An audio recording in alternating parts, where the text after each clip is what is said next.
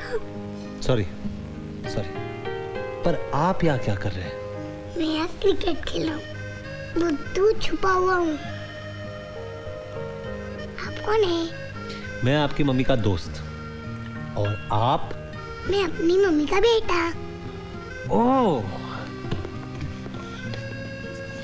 तो फिर आप यहाँ क्यों छुप रहे हो? दादी दूध पिलाएगी इसलिए। तो दूध तो पीना चाहिए, दूध से मसल्स बनते हैं। मेरे बड़े के भी थे ऐसे। अच्छा, फिर तो तुम्हें भी मसल मैन बनना चाहिए।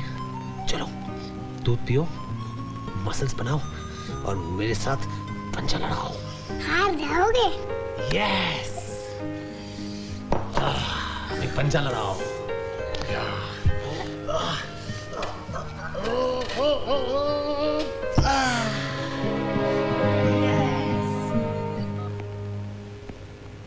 हेलो। हाँ रजत बेटे। Good morning uncle. मॉर्निंग बेटा। बस यूँ ख्याल आया कि तुम्हें याद दिला दूँ आज। भूल कैसे सकता हूँ, बस मैं अभी निकलने वाला था।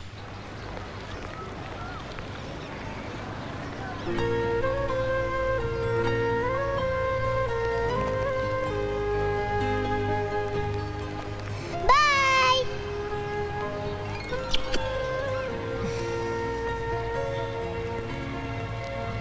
मम्मी,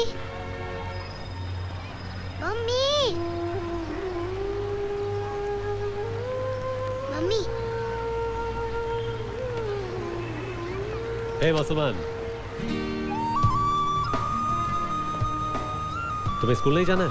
जाना है। Bye mummy. Shall we go?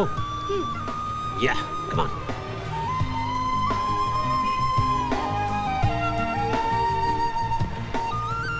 Hey, mama को बाय बोलो। Bye mummy. बाय।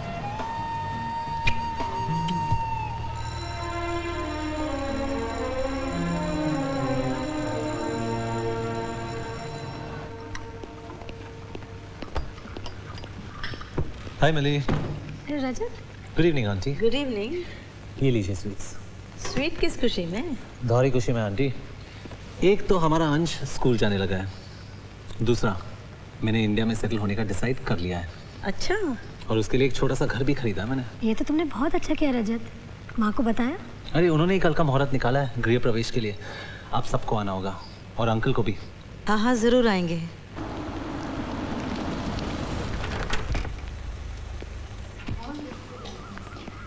नमस्कार। नमस्ते, आइए आइए।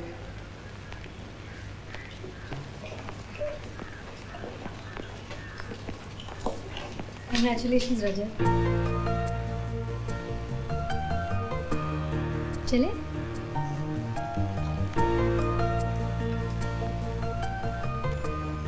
भाई बधाई हो, तुम्हारा घर वाकई बहुत खूबसूरत है। Thank you uncle.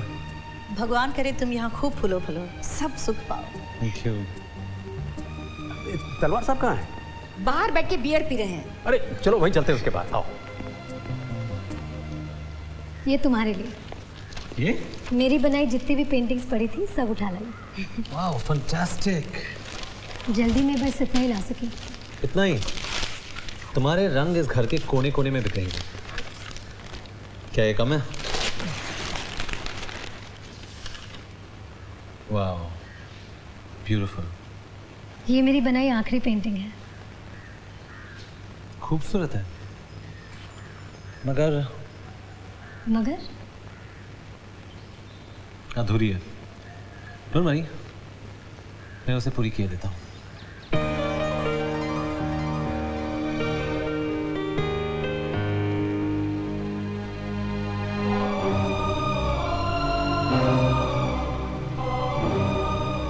लो, अब हो गई ना पूरी।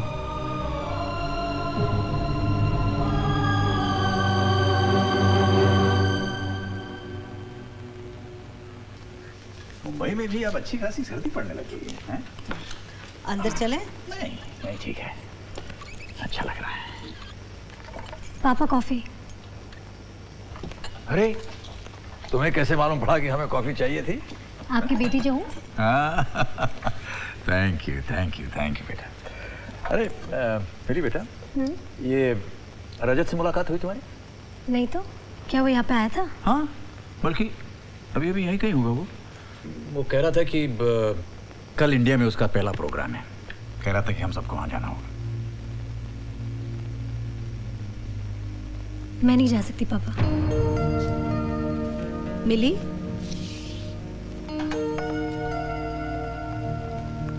ये ठीक है कि रजत हम सभी से घुल मिल गया है, लेकिन आज लगा तुम्हारे अंदर से आया। Thank you uncle. Excuse me. हाँ, हेलो। आपने बोला था ना 9 बजे फोन करने के लिए, मैंने कर दिया। ऑफिस में प्रॉब्लम? ठीक है, मैं आ रहा हूँ। हाँ हेलो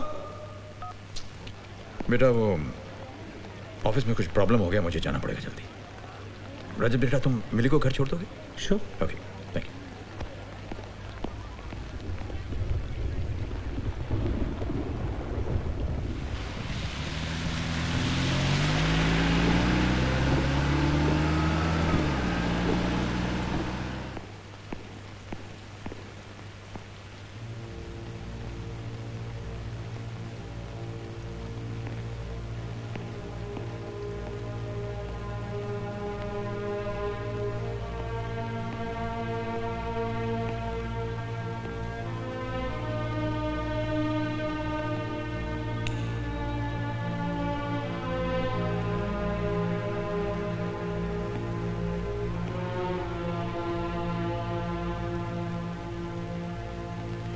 रजत का प्रोग्राम कैसा लगा?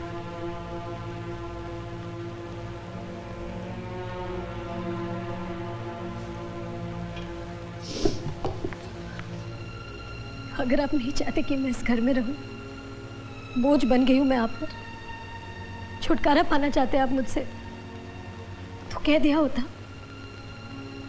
चली जाती, चली जाऊंगी पापा। और इस तरह से क्यों पापा? क्या अभी के जाने के बाद आपका मुझसे वो रिश्ता भी टूट गया जो आपने खुद बनाया था? क्या मैं आपकी बेटी नहीं रही? क्या आप मुझसे प्यार नहीं करते? नहीं करते पापा? नहीं बेटा, नहीं, ऐसे नहीं कहते, ऐसा नहीं। मैं तो तुम्हें पहले से भी कहीं ज्यादा प्यार करता हूँ, अभी के इससे कभी। ये कैसा प्यार है आपका पापा? क्या आप मुझसे उन्हीं लोगों से अलग कर देना चाहते हैं जो मेरे अपने हैं, जिनके चेहरों में हर पल मुझे अभी का चेहरा नजर आता है? आप, मम्मी, ये घर, यहाँ के कोने कोने में बिखरी अभी की यादें, की खुशबुएं। अभी की जिंदगी तो भगवान ने छीन ली, पर अभी की यादों को मुझसे छीनकर क्या आप मुझसे मेरी जिंदगी नहीं छीनना चाहते पापा? ना बेटा, ना, ऐसी बात नहीं। बेटा खोने के बाद मेरे लिए ये बेटी बहुत ज्यादा कीमती हो चुकी है। मैं इसे किसी भी कीमत पर खोना नहीं चाहता। तो फिर आप ऐसा क्यों कर रहे हैं पापा? क्यों मुझे यहाँ से निकाल रहे हैं, इस घर से जो मेरा अपना है? ये घर तुम्हारा घर है। ये बस इस घर में धूप और हवा ने आना बंद कर दिया है, और जिस घर के अंदर धूप और हवाएं आना बंद हो जाती हैं, वहां फूल नहीं खिलते, वहां जिंदगी नहीं होती। मैं तो बस तुम्हारे इस उदास चेहरे पर खुशियों के फूल खिलते हुए देखना चाहता हूं। और मैं ही नहीं, दुनिया के हर माता पिता शायद अपनी औलाद के लिए ऐसे ही सोचते हैं।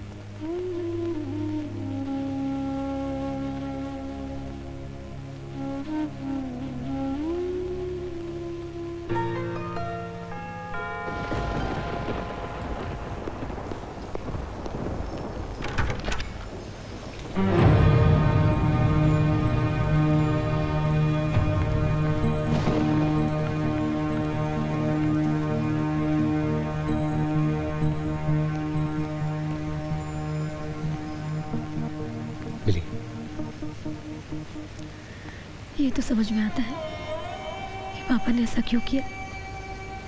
वो मुझे अपनी बेटी मानते हैं, मुझे प्यार करते हैं, मुझे खुश देखना चाहते हैं, लेकिन ये समझ में नहीं आता कि तुमने ऐसा क्यों किया। तुम तो मुझे मुझसे भी ज्यादा समझते हो ना। ये जानते हो कि मैं सिर्फ एक बार प्यार कर सकती हूँ, दोबारा शादी के बारे में सोच भी नहीं सकती। फिर भी तुमने कैसे सोच लिया कि मैं एक बार फिर प्यार करूंगी। मिली, मेरी बात तो सुनो। मेरे लिए जिंदगी में ना प्यार की जगह बदल सकती है ना दोस्ती की। दोनों की जगह अलग अलग है, लेकिन तुमने तो दोस्ती में ही प्यार की मिलावट शुरू कर दी। जब तुम वापस आए तो मुझे लगा मेरा दोस्त वापस आ गया है, लेकिन मैं गलत थी। तुम तो मुझे प्यार और हमदर्दी की भीख देने आए थे। बस मिली, बस। मैं तुम्हें भीख में प्यार क्या दूंगा। मैं तो तुमसे प्यार की भीख मांगने आया हूं। मांगना तो तभी से चाहता हूं जब से मैंने प्यार का मतलब समझा। तो मेरी चाहत मेरी सबसे बड़ी खुशी थी, लेकिन तुम्हारी खुशी अविनाश था। तुम खुश थी तो मैं खुश था, लेकिन इन हंसती हुई आंखों में जब आंसुओं की बाढ़ आ गई तो मुझसे रहा नहीं गया। मैंने तुम्हारा दुख बांटना चाहा, मुस्कुराहट वापस लानी चाहिए, अपना प्यार देकर, तुम्हारा प्यार पाकर। मेरे पास किसी को देने के लिए कुछ नहीं है, प्यार भी नहीं। पर मेरे पास है इतना कि हम दोनों के लिए काफी हो जाए।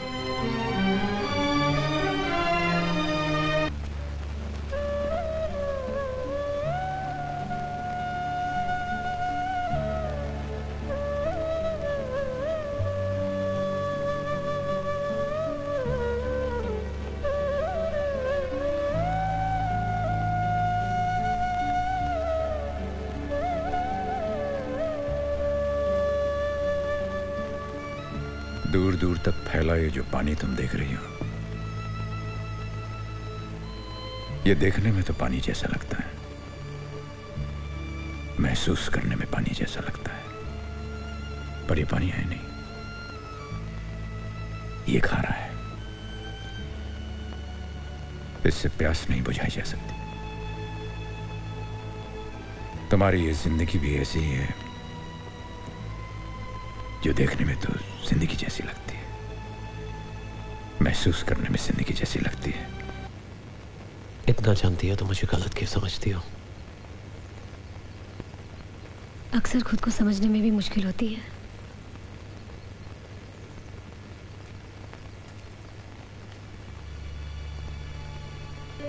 किसी रिश्ते के साथ काफी दूर तक चलने के बाद उसका नाम बदलना आसान नहीं होता। मुझे कुछ वक्त चाहिए। क्या तुम मुझे वो दोगे?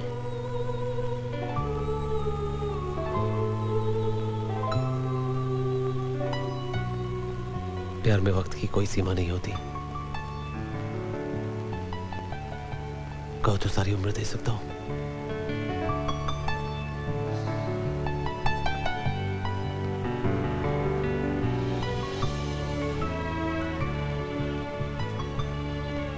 आज से तुम्हारे सारे दुख मेरे और मेरे सारे सुख तुम्हारे।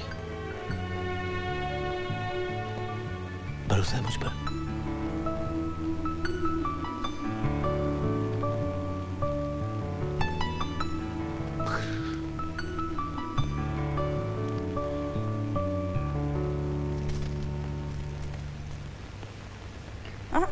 ये क्या? एक मीठा सा सरप्राइज। ये लो। आप हाथ हटाएंगे तो देखो ना।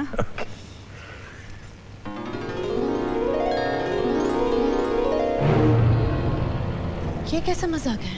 ये मजाक नहीं, सच है। मैं ये शादी नहीं होने दूंगी। ये शादी नहीं हो सकती, हरगिज नहीं। कैसी बातें करती हो शोभना? मिली हमारी बेटी है, उसकी खुशियों के बारे में सोचना हमारी जिम्मेदारी नहीं? और मेरी खुशी की कोई मायने नहीं। अगर मिली ने अपना पति खोया है तो मैंने भी अपना इकलौता बेटा खोया है। अब अपनी आखिरी खुशी अपना पोता नहीं खो सकती मैं, नहीं। शोभना, तुम बात समझने की कोशिश करो। क्या समझूं? कहिए ना, क्या समझूं? समझने की तो आपको जरूरत है। अगर ये शादी हुई तो मिली के साथ तेरा पोता भी चला जाएगा। ये नहीं होगा। माँ होकर माँ का दर्द नहीं समझ रही हो तुम। जहां माँ रहेगी बेटा तो वहीं रहेगा। मुझे समझा रहे हैं आप माँ का दर्द? उस माँ को जिसने अपने बेटे को अपने खून से सींचा, बड़ा किया और उसे खून में लथपथ उसे अपनी आंखों के सामने जाते भी देखा, हमेशा के लिए खो दिया है। फिर आप ही ने कहा हमारा अभी कहीं नहीं गया, अंश में ही समा गया है। तो उसी में अपने बेटे को ढूंढने की कोशिश करने लगी। जब वो मिल गया है तो आप कह रहे दोबारा उसे खो दो? नहीं, हरगिज नहीं। जिसे तुम खोना कह रही हो अंश के लिए, वही पाना भी तो हो सकता है। उसे एक पिता मिलेगा शोभना, पिता, वो भी रजत जैसा, जो उसे बेहद प्यार करता है। बाप का यही प्यार अंश के लिए बहुत जरूरी है बीवी। लेकिन मेरे लिए अंश का होना बहुत जरूरी है। नहीं जी सकती हूँ मैं उसके बगैर, और वो मुझसे दूर कहीं नहीं जाएगा। बीवी,